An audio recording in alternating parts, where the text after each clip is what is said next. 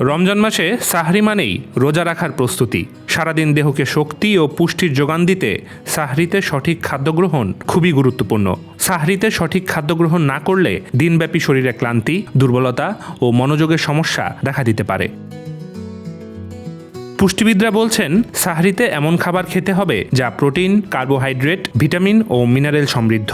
পুষ্টিবিদদের মতে সাহরিতে ভারী খাবার নয়, বরং হালকা ও পুষ্টিকর খাবার সবচেয়ে গুরুত্বপূর্ণ। সাহরির জন্য ভালো খাবারের মধ্যে আছে দুগ্ধজাত খাবার, ডিম, শশা টমেটোর সালাদ, ফলমূল, হালকা স্যুপ, অলিভ অয়েল এবং কম তেলে রান্না করা সবজি। সাহরিতে মাছ, মাংস এবং দই চিড়াও বেশ উপকারী। পানি অবশ্যই পর্যাপ্ত পরিমাণে পান করতে হবে। ইফতার থেকে সাহরি পর্যন্ত অন্তত 2 থেকে 3 লিটার পানি পান করা উচিত। সাহরিতে জটিল শর্করা বা কমপ্লেক্স কার্বোহাইড্রেট রাখা ভালো। লাল আটার রুটি, ওটস, লাল চালের ভাত বা লাল চিড়া ধীরে হজম হয় এবং দীর্ঘ সময় পেট ভরা রাখে।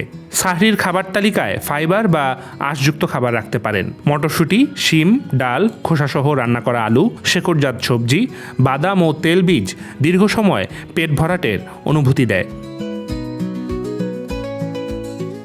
সাহরিতে বিরিয়ানি, পোলাও, তেহারি বা অতিরিক্ত তেল চর্বিযুক্ত ও মশলাদার খাবার খাদ্য তালিকা থেকে বাদ দেওয়াই ভালো।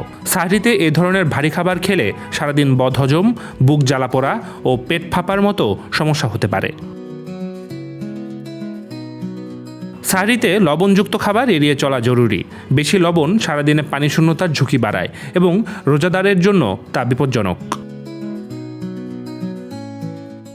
অনেকেই সাহরিতে খাবার খাওয়ার পর চা, কফি বা কোমল পানীয় খেতে পছন্দ করেন।